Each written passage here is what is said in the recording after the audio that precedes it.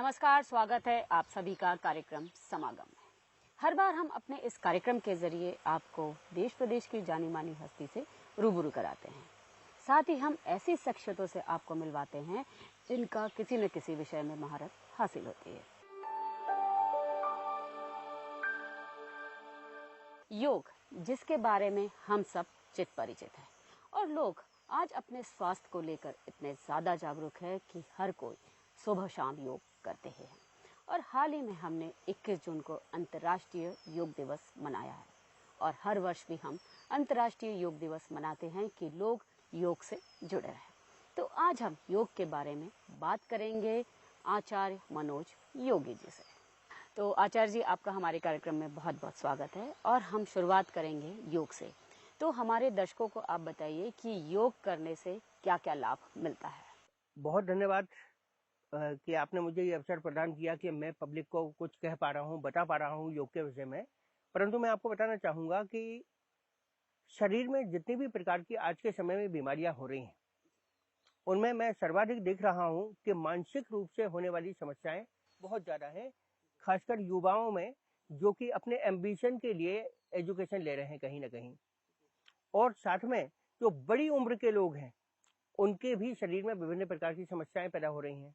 किसी को, अगर हम बीमारियों की बात करें, तो किसी को मधुमेह हो रहा है, किसी को हृदय से संबंधित समस्याएं हो रही हैं, किसी को मानसिक समस्याएं हो रही हैं। मानसिक समस्याओं में मैं आपको कहूँ, किसी को पार्किंसन डिसीज का कोई शिकार हो रहा है। तो विभिन्न प्रकार की बीमारियां हो रही हैं।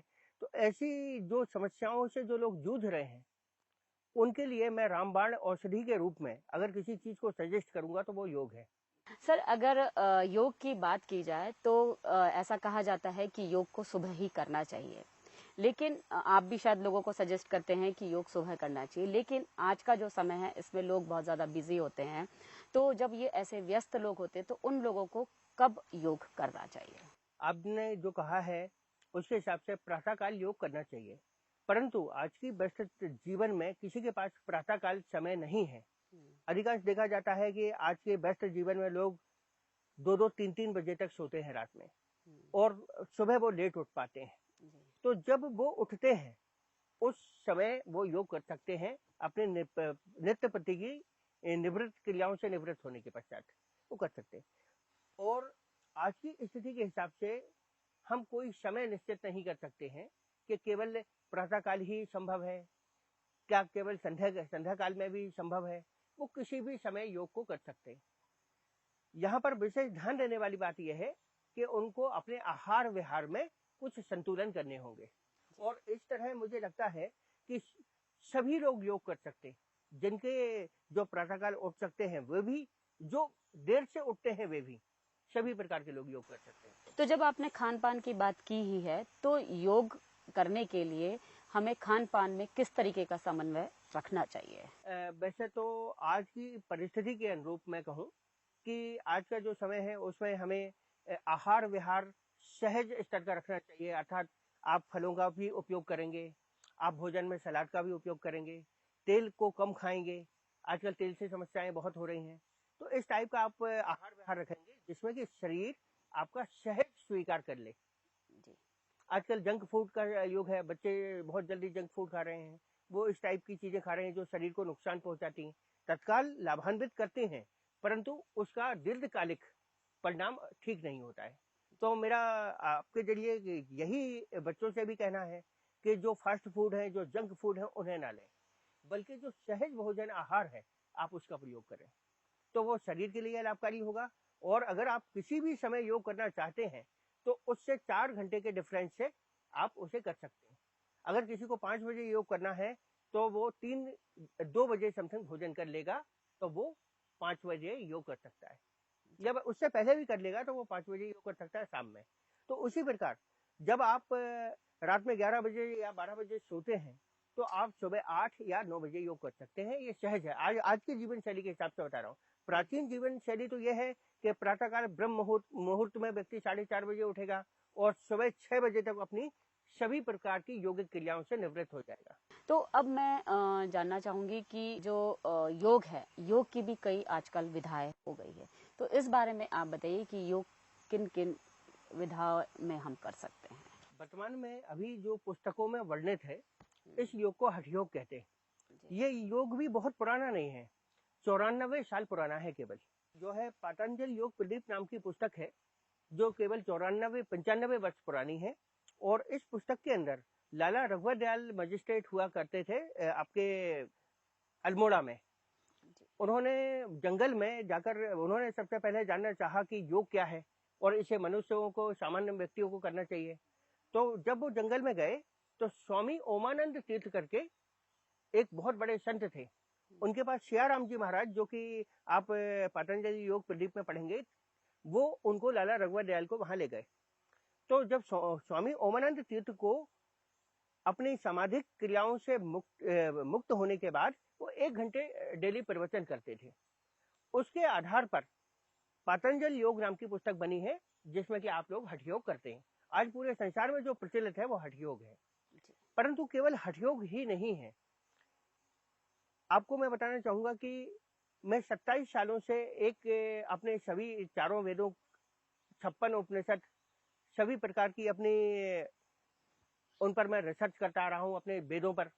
इस वेदों से मुझे पता चला कि हमारा जो प्राचीन योग है, जो प्राचीन योग है, वो हठ योग से अलग है। जैसे आपने हठ योग की बात करी है कि जो आजकल प्रचलित है, जिसके बारे में आपने बताया, लेकिन हम जब सुनते हैं कि कई ऋषि मुनि हो चुके हैं, कई महात्मा ऐसे हैं जिन्होंने हठ योग के जरिए समाधि ली है, और समाधि लेने के बाद कुछ दिनों के बाद वे फिर एक नॉर्मल जिंदगी जीने लगते हैं, तो ये, और लोग जल समाधि भी लेते हैं। तो इस बारे में आप बताइए कि हठ योगी क्या होते हैं और हठ योग क्या होता है। पहली चीज तो मैं आपको बताऊं, अपनी शरीर की क्षमताओं के साथ हठ करना हठ योग कहलाता है। आप अपनी, जैसे कि लोग व्रत करते हैं, और व्रत करते हैं तो अपनी जो क्षमताएं हैं उसमें आत्मबल प्रबल होता है, परंतु शारीरिक रूप से शक्ति क्षीण होती चली जाती है, और वो जो प्रक्रिया है वो हठ कहलाती है। तो हम उस पर बात नहीं करेंगे। एक्चुअली हम जिस सब्जेक्ट में बात करें कि योग में जो समाधि कैसे ली जाती, तो समाधि के एक छोटे से साइंस पे बात करेंगे। समाधि जो प्रक्रिया है वो प्रक्रिया पूर्ण रूप से वैज्ञानिक पद्धति है, और ये वैज्ञानिक पद्धति प्राचीन समय के संतों की पद्धति है, जहां वो नीचे समाधि लेकर प्योर ऑक्सीजन इनहेल करते थे। पहले तो पॉल्यूशन नहीं था, लेकिन फिर भी उससे भी एक्स्ट्रा प्योर ऑक्सीजन के लिए वो समाधि लेते थे। तो समाधि जो प्रक्रिया है, उस प्रक्रिया में आप कितने दिन की समाधि ले रहे हैं डिपेंड करता है। जैसे कि कोई व्यक्ति 24 घंटे की समाधि ले रहा है, कोई व्यक्ति 72 घंटे की ले रहा है, या कोई व्यक्ति 6 महीने की ले रहा है। इसमें उस गड्ढे के आकार पर निर्भर होता है। एक्चुअल किसी भी गड्ढे में पहले से ऑक्सीजन होती है, अगर आप उसे ऊपर से पैक कर देते हैं तब भी उसमें जो ऑक्सीजन होती है उस पर व्यक्ति 24 घंटे, 72 घंटे या गड्ढे के आकार के आधार पर वो कई दिनों तक जीवित रह सकता है। और उस प्रक्रिया में शरीर को 100% शुद्ध ऑक्सीजन मिलती है। उस समाधि के भीतर छोटा सा तुलसी का पौधा रखा जाता है, जिसे हम राम तुलसी कहते हैं, ग्रीन कलर वाला। एक छोटा सा दीपक जलाया जाता है टाइम ड्यूरेशन मेंटेन करने के लिए, या पौधे को जीवित रखने के लिए, क्योंकि उसे भी अल्ट्रावायलेट चाहिए होगा वहां जीने के लिए, और आपको चाहिए होगा ऑक्सीजन। तो इस प्रक्रिया में एक दूसरे की पूर्ति होती रहती है। व्यक्ति भी लंबी आयु को प्रबल करने के लिए, लंग्स को, एल्ब्यूमिन्स को ओपन करने के लिए बहुत शुद्ध वायु भी देता है।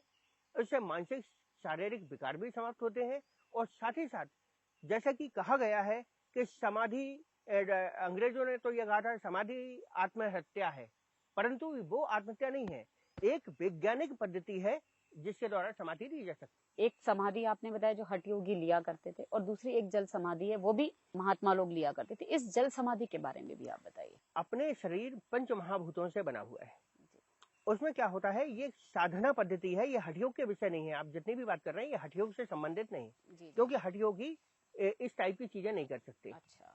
ये साधना की श्रेणी में आती है, तपस्या की श्रेणी में आती है। ये हमारे पंच महाभूतों के जागरण से संबंधित चीजें हैं। ये ऋषि योग में आता है ये पूरा चैप्टर। तो फिर हठ योग क्या है? हठ योग के बारे में आप बताइए कि हठ योग में कौन कौन से योग करना चाहिए और उसके क्या फायदे हैं। बिल्कुल, हठ योग के विषय में मैं आपको यही कहूंगा कि हठ योग में 84 आसन है। अब ये 84 आसन क्या है, मैं सिंपल आपको बताऊं कि 84 आसन 84 प्रकार की योनियां हैं, उनको देखकर बनाए गए हैं। ये सारे के सारे एनिमल पोज हैं। एनिमल पोज से तात्पर्य है जितने भी प्रकार के जीव जंतु हमारे सामने हैं, हम उनकी नकल करते हैं जी। लेकिन जब हम ऋषि योग की बात करें तो ऋषि योग में हम किसी भी जीव जंतु की नकल नहीं करते हैं जी। बल्कि हम ऋषियों की नकल करते हैं। ऋषियों की नकल जो कि हमारे शिव महापुराण के अंदर उमा महेश्वर संवाद में भगवान श्री कृष्ण ने भगवान शिव ने पार्वती जी से कहे हैं जी। उमा महेश्वर संवाद में विभिन्न विभिन्न देवताओं की चर्चा की है उन्होंने। उस चर्चाओं के अंदर योग छिपा हुआ है और उन आसनों में कई जगह जल समाधि जैसे प्रयोग किए गए हैं। जैसे कि हम अगर रामायण को ही ले लेते हैं तो रामायण में अंत में भगवान श्री राम ने सरयू के अंदर जल समाधि दी है जी। तो ये जो जल समाधि का जो सब्जेक्ट है ये तत्वों के जागरण से संबंधित है कि अगर आप जल तत्व को जागरण कर सकते हैं तो जल में विलय हो सकते हैं। आप अग्नि तत्व को जागरण कर लेते हैं तो अग्नि के बीचों बीच आप समाधि ले सकते हैं। आपने बहुत सारे आज के समय में भी साधु महात्मा देखे होंगे जो बहुत मई जून के महीने में अपने आजू बाजू आग जला लेते हैं और उसके बीच में बैठ जाते हैं। वो भी एक प्रक्रिया है समाधि की, इसे अग्नि समाधि कहते हैं। तो वहां पर अग्नि तत्व के जागरण को लेकर सब्जेक्ट होते हैं। और मैं आपको बताना चाहूंगा कि ये जो सारी प्रक्रियाएं जो जल समाधि से संबंधित है इनमें 3 कवच काम करते हैं।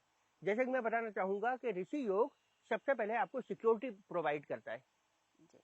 अब सिक्योरिटी क्या है, जैसे कि कोई व्यक्ति कहता है कि भाई मुझे हिमालय में रहना है या मैं जाना चाहता हूँ हिमालय, तो उसके लिए अवश्य अपने शरीर में ये 3 कवच आने चाहिए। पहला कवच है तन्मय। इस कवच में आपके जो रोम छिद्र हैं वो भीतर से बंद हो जाते हैं। इसमें जब बहुत सर्दी का मौसम होता है, माइनस आपका 30-35 भी अगर टेम्परेचर चला जाता है, तब भी आपने देखा होगा, सुना होगा कि हिमालय योगी बिना वस्त्रों के एक लंगोट पे पूरे हिमालय में घूमते हुए पाए जाते हैं। तो जब आपके रोम छिद्र भीतर से बंद हो जाएंगे तो आपको सर्दी नहीं लगेगी, मतलब आपकी बॉडी के अंदर जो प्रोडक्शन हो रहा है एनर्जी का वो अंदर ही ब्लॉक हो जाएगी। तो जैसा आपके बारे में भी जानते हैं कि आप ऋषि योगी के नाम से ही परिचित है और लोग आपको नाम से ही जानते हैं, तो आप ऋषि योगी के बारे में बताइए कि जो ऋषि योग है वो कैसे किया जाता है, वो हठ योग से किस तरह से भिन्न है। ऋषि योग वास्तव में हमारे वेदों के अंदर ऋषियों की जीवन जीने की कला को लिखा हुआ है पहले से। और ये जैसे कि उदाहरण के मैं देता हूं आपको कि भगवान राम और लक्ष्मण जब वन में गए थे तो उनकी जीवन को देखने वाला कौन था, प्रत्यक्ष दृष्टा कौन था। तो उस समय लक्ष्मण जी को महर्षि सौमित्र कहा जाता है जी। महर्षि सौमित्र ने भगवान राम के जीवन को देखा है जी। और उन्होंने अपनी एक पुस्तक है जिसका नाम है महर्षि सौमित्र संहिता जी। उसके अंदर वर्णन किया हुआ है। तो अगर हमें राम का चरित्र सीखना है तो हमें महर्षि सौमित्र संहिता में जाना पड़ेगा। उन्होंने अपने चरित्र के बारे में भी कहा है और भगवान राम के चरित्र के बारे में भी कहा है और हमें अगर उनकी लाइफ स्टाइल को जीना है तो उनके उसमें से सूत्र निकालने होंगे और उन्हें आसन में कन्वर्ट करने का काम किया है मैंने। जैसे कि मैंने रामायण पर काम किया है, महाभारत में काम किया है। जैसे आपने बहुत सारी चीजें मैं आपको बताना चाहूंगा, जैसे कि शक्तिपाठ, दृष्टिपाठ, तप, तपस्या, तपोबल, ये सारी एनर्जी है अलग अलग और हमारे सनातन के भीतर ये बिखरी पड़ी है। तो जो हम ऋषि योग की बात करते हैं तो ऋषि योग क्या है, मतलब कैसे करना चाहिए, ये मैं आपसे जानना चाहती हूँ। तो ऋषि योग के लिए हर ऋषि का अलग अलग समय है। जैसे कि कोई प्रातः काल साधना के लिए बहुत ज्यादा जैसे प्रचलित है कि प्रातः काल इन महर्षि की आप क्रियाएं करें। फिर हम आ जाते हैं, एक ऋषि हैं जिनको कहा जाता है अष्टवक्र। अष्टवक्र के आसन हठ योग में भी पाए जाते हैं, परंतु अष्टवक्र के 125 से ऊपर आसन है और वो ऋषि योग के अंदर है। तो उनका जो समय है वो क्या है, दोपहर का है, क्योंकि अष्टवक्र है जिनका शरीर अष्ट भागों से टूटा हुआ है और उनका बर्थ ही वैसा हुआ है। तो जैसे हम हठ योग की बात करते हैं तो हम जैसे उसमें कई आसन जाते हैं, पद्मासन है, तो प्राणायाम है, तो भुजंगासन है, तो धनुरासन है, ऐसे कई आसन हैं। तो ऐसे क्या ऋषि योग में भी अलग अलग तरह के आसनों के नाम है, तो वो बताइए आप। देखिए, आरंभ जिन आसनों से होता है उसे हम कहते हैं भर्तरी आसन। अब भर्तरी अगर हम कहें तो राजा वीर विक्रमादित्य जो थे, उज्जैनी के राजा थे, उनके बड़े ब्रदर का नाम है राजा भर्तरी। राजा भर्तरी जिस गुफा में बैठ के तपस्या कर रहे थे उस गुफा को उन्होंने अपने हैंड पे लिया है आज भी उनका वहां पर हाथ बना हुआ है, जिसे आप जाके देख सकते हैं, यानी ये सब प्रत्यक्ष प्रमाण है। तो उनके 125 आसन मैंने मेक किए हैं कि उन्होंने पहाड़ को कैसे हाथ पे लिया। तो हमारा कार्य शुरू होता है भरथरी आसन से। भरथरी आसन के बाद आ जाते हैं हम मारीच आसन पर। अब हम मारीच के बारे में बात करें तो मारीच एक असुर महर्षि है। रामायण में भगवान राम जो है उन्होंने उन्हें तीर मारा था, वो हिरण बने थे, लेकिन सबसे पहले वो क्या है, असुर महर्षि हैं, वो शिव भक्त है। तो उनका एक ही आसन मैं रिसर्च कर पाया, क्योंकि उनके बहुत आसन नहीं है। तो ऐसे करके हम आरंभ करते हैं भरथरी आसन से, डायरेक्ट ले जाते हैं मारीच आसन पर, फिर भरथरी आसन के खड़े होने वाले प्रकारों पर ले जाते हैं, फिर उसके बाद वीर आसन पर ले जाते हैं। अब ये वीर कौन से आसन है? ये भगवान शिव का एक 64 भैरव हैं, उनके वीरों के पोज हैं अलग अलग, 64 अलग अलग आसन है भगवान शिव के, हम उसमें वीर आसन को कराते हैं। तो ऐसा करके यहाँ से आरंभ होता है। लेकिन इन सबसे पहले इसमें एक प्राणायाम है अलग से स्पेशल, ये कैलकुलेटेड प्राणायाम है। जैसे कि आप अनुलोम विलोम करते हैं, इसका कोई कैलकुलेशन नहीं है। अगर आप पूरी सांस भीतर भर के खींच के रोक लेते हैं, इसे कुंभक कहते हैं हठ योग में, इसका कोई कैलकुलेशन नहीं है। अगर सांस बाहर छोड़ देते हैं और बहिरंग कुंभक लगा लेते हैं, उसका कोई कैलकुलेशन नहीं है। लेकिन ऋषि योग में आपकी एक एक सांस का कैलकुलेशन है। जैसे कि पहले तो ये देखा जाता है आपकी जीवनी शक्ति कितनी प्रबल है। इसके लिए व्यक्ति के सामने 2 मिनट का टाइम ड्यूरेशन लगा के स्टॉप वॉच रख दी जाती और उनसे कहा जाता है भाई आप जैसे नॉर्मल ब्रीथ करते हैं वैसे ब्रीथ करिए। व्यक्ति उस टाइप से ब्रीथ करता है। तो हम करते हैं व्यक्ति को दोबारा जब कैलकुलेटेड करते हैं तो 5 मिनट्स का टाइम ड्यूरेशन लगाकर सामने स्टॉप वॉच रख देते हैं और उनसे कहते हैं कि अत्यंत धीमी गति से वायु खींचेंगे, अत्यंत धीमी गति से छोड़ेंगे, ना भीतर रोकेंगे ना बाहर रोकेंगे। ऐसे क्रम में 5 मिनट में 12 श्वास के हिसाब से 60 श्वासें होनी चाहिए। लेकिन जब व्यक्ति बहुत शांति से करता है तो 40 ही होती हैं। तो 20 ब्रीथ जो सेव हो जाती हैं, उससे व्यक्ति की बॉडी में लाइटनेस आ जाती है और साथ ही साथ वो जो 20 ब्रीथ उस व्यक्ति ने सेव की हैं, वो लाइफ टाइम के लिए सेव हो जाती है। इससे जीवन में उच्चता आती है और किसी भी कार्य को करने की क्षमता उत्पन्न होती है। योगी जी, अब हम यहाँ एक छोटा सा ब्रेक लेते हैं और इस ब्रेक के बाद आपसे हम जानेंगे कि ऋषि योग करने से किन किन बीमारियों से हमें छुटकारा मिल सकता है और हम किस तरीके से स्वस्थ रह सकते हैं। बिल्कुल, मैं आपको बताऊंगा।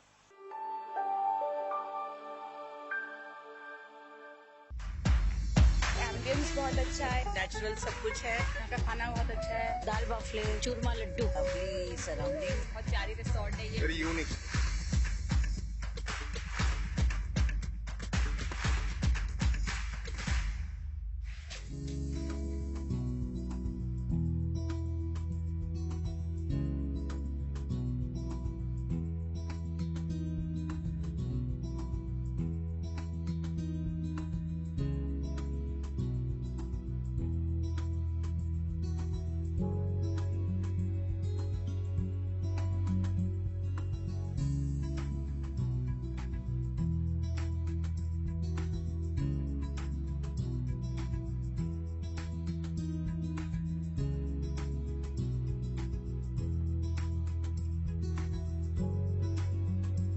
सुंदर जगह है, एनर्जेटिक लगा, ये जगह भी बहुत अच्छी लगी, यहाँ का खाना बहुत अच्छा है, यहाँ का वेदर बहुत अच्छा है, एवरीथिंग इज गुड। मतलब सच ए ब्यूटीफुल प्लेस। और ये मेरी सेकंड विजिट है यहाँ पे, लेकिन फर्स्ट विजिट और सेकंड विजिट में मैंने ये देखा है, सेकंड विजिट में तो यहाँ पे स्वर्ग बना दिया है इसको। Species of bird that I saw in my whole life, I didn't saw that, and it was a good experience for me. We can say it's not so far from city, it's within city, but it gives a look of a forest. It is a very good place to spend weekend with your family as it is very close to nature. Family outing के लिए आना है तो this is an ideal place. If you want to enjoy here, have a calm, quiet time to yourself, this is the best place to be. Absolute, fantastic, very good hospitality.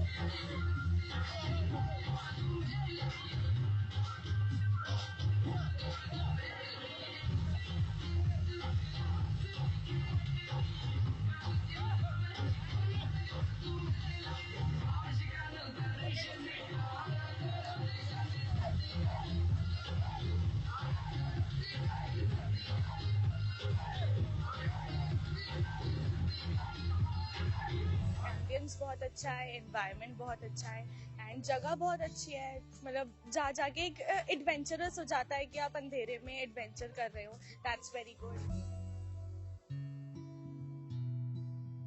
Break के बाद आचार्य जी आपका फिर से स्वागत है। और अब हम जानना चाहेंगे कि ऋषि योग करने से कौन कौन सी बीमारियां जो होती है लोगों को, उससे हम निजात पा सकते हैं। ऋषि योग से बहुत सारी बीमारियां समाप्त हो जाती हैं।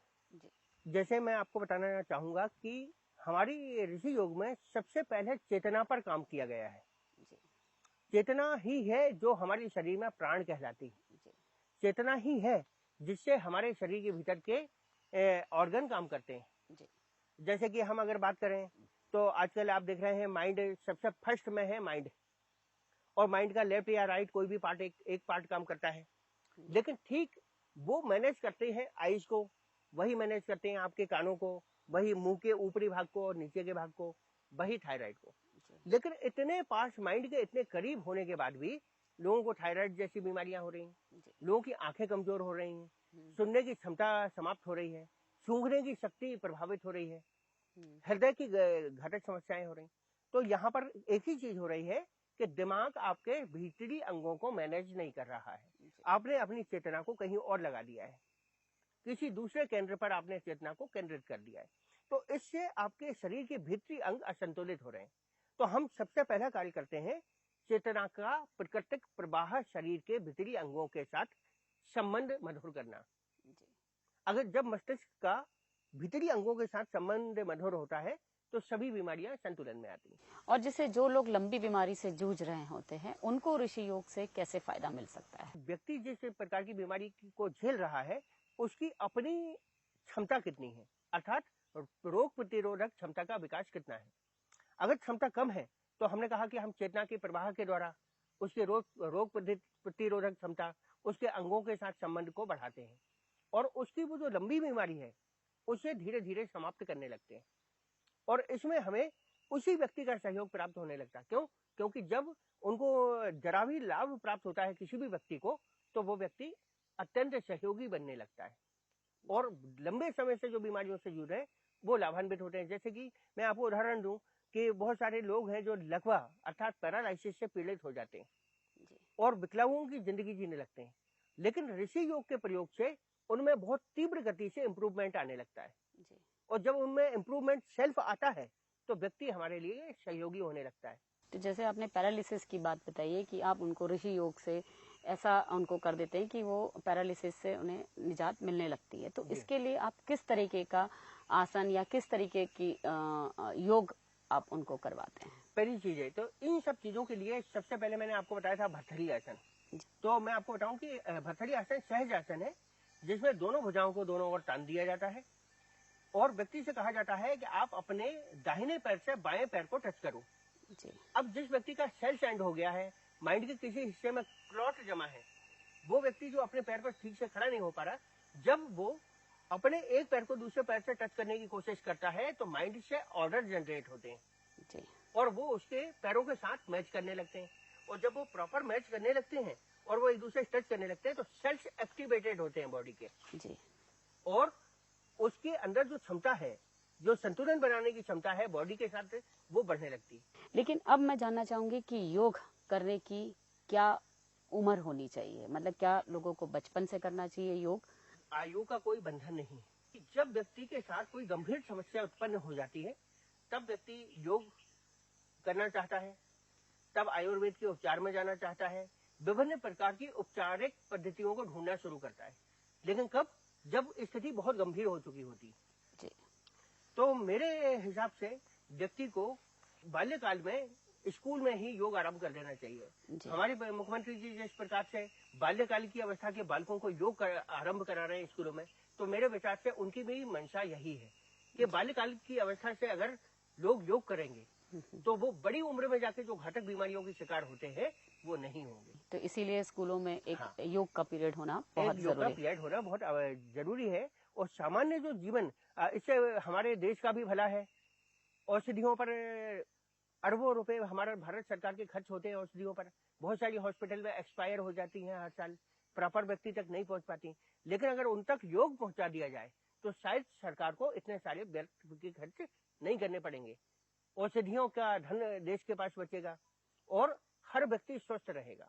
हमारे दर्शकों के लिए आपके माध्यम से संदेश लेना चाहते हैं कि योग को करने से क्या क्या लाभ मिल सकता है और लोगों को कब कब और कैसे कैसे करना चाहिए। मैं अपने दर्शकों से केवल इतना कहूंगा कि योग कोई सा भी हो, आप नियमित रूप से करें।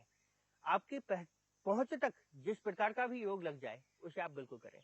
और साथ ही साथ मैं युवाओं से कहना चाहूंगा कि अगर वो प्रातःकाल उठ सकते हैं तो योग करें, साथ में आप 2 से 3 किलोमीटर की वॉकिंग करें, आप घूमने जाएं, जिससे कि मन और शरीर आपका तंदुरुस्त रहे। और मैं यहाँ पर यही कहूंगा कि हठ योग करने को मिले तो हठ योग करें और ऋषि योग करने को मिले तो ऋषि योग करें, क्योंकि मानसिक, शारीरिक और आपकी जितनी भी शरीर के अंदर की विकार है वे अगर दूर हो सकते हैं तो योग से ही हो सकते हैं। ये एक ऐसी औषधि है जिसमें आपको केवल समय खर्च करना है। तो बहुत बहुत धन्यवाद आचार्य जी, आप हमारे इस कार्यक्रम में आए और आपने योग की अलग अलग विधाओं के बारे में बताया, ऋषि योग के बारे में बताया, हठ योग के बारे में बताया और लोगों को नियमित रूप से अगर वो करे तो स्वस्थ रह सकते हैं। तो धन्यवाद आचार्य जी। नमस्कार, धन्यवाद। तो आज के कार्यक्रम में बस इतना ही। अगले हफ्ते हम फिर हाजिर होंगे किसी और नई शख्सियत के साथ। तब तक मुझे और मेरी पूरी टीम को दीजिए इजाजत। नमस्कार।